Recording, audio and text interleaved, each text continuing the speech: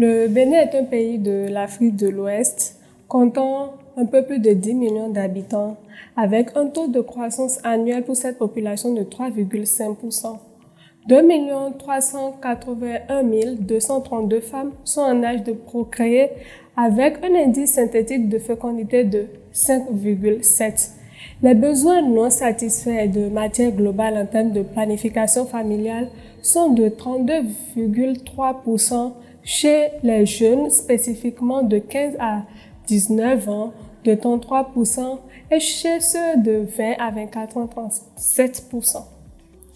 De nombreux succès ont été enregistrés au Bénin dans le cadre de l'atteinte des objectifs du PO. Ceci est dû aux différents efforts consentis dans divers secteurs.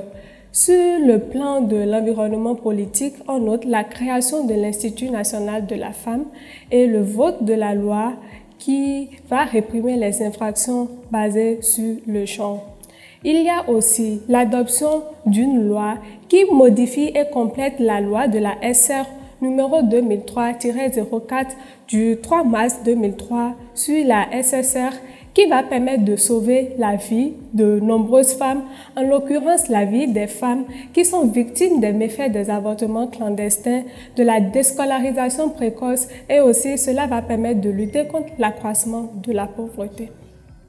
En ce qui concerne l'offre de services, un total de 397 000 femmes utilisent une méthode moderne de contraception, ce qui revient donc à 131 000 utilisatrices additionnelles.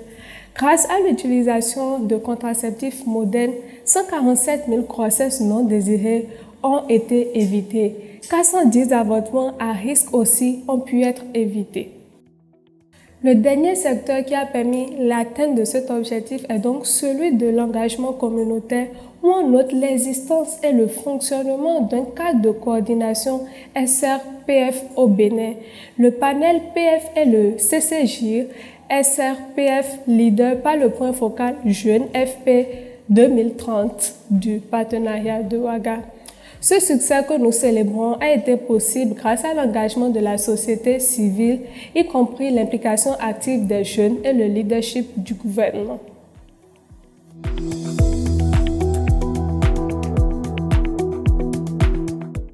Le contexte humanitaire au Bénin est marqué par des crises cycliques d'inondations entraînant des déplacements de population, des incendies, l'afflux massif des réfugiés, surtout en cas de troubles dans les pays limitrophes, à l'apparition de certaines zoonoses, aux pénuries alimentaires, à la sécheresse et aux troubles post-électoraux.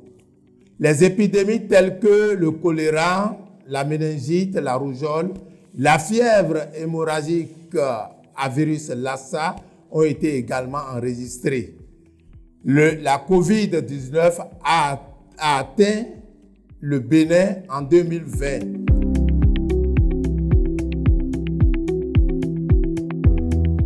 Pour l'année en cours, les difficultés rencontrées au Bénin sont essentiellement liées, comme vous le savez tous, à la pandémie de la COVID-19 qui est en cours dans le monde entier. Cela a retardé la mise en œuvre de certaines interventions, cela a retardé aussi la mobilisation des ressources nécessaires.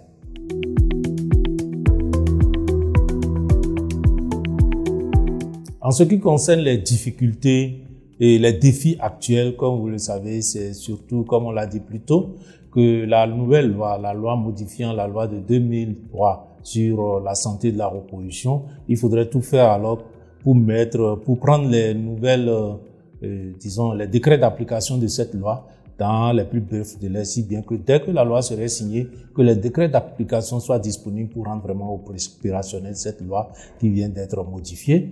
C'est de prendre rapidement aussi, poursuivre la mise à l'échelle de l'auto-ingestion du DMPA sous-cutané, comme on l'avait dit tantôt.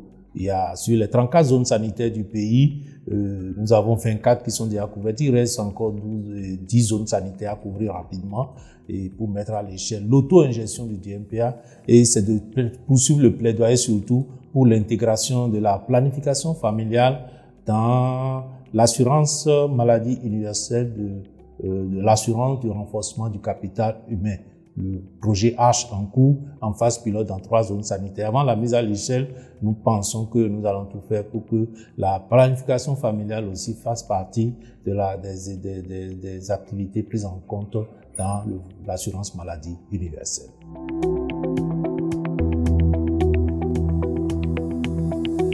Quelles sont les perspectives pour 2022 et au-delà? C'est d'abord, comme on le souligne, c'est d'améliorer le plan de contingence national en tenant compte des nouveaux développements de la situation et de l'évolution et des saisons de pluie dans notre pays. C'est de tout faire alors pour que la mise à l'échelle que nous prenons, la mobilisation des ressources qui sont prévues soit effectivement faite pour que nous puissions mettre à l'échelle le DMPA sous-cutané, particulièrement l'auto-ingestion. Voilà, présenter la situation du Bénin par les différents acteurs. Et comme vous le constatez, des efforts ont été faits, mais il reste encore beaucoup d'efforts à consentir pour l'atteinte des résultats escomptés. Il faudrait particulièrement faire la revue du plan de contingence pour la prise en charge des urgences humanitaires avec une précision des besoins réels. Je vous remercie.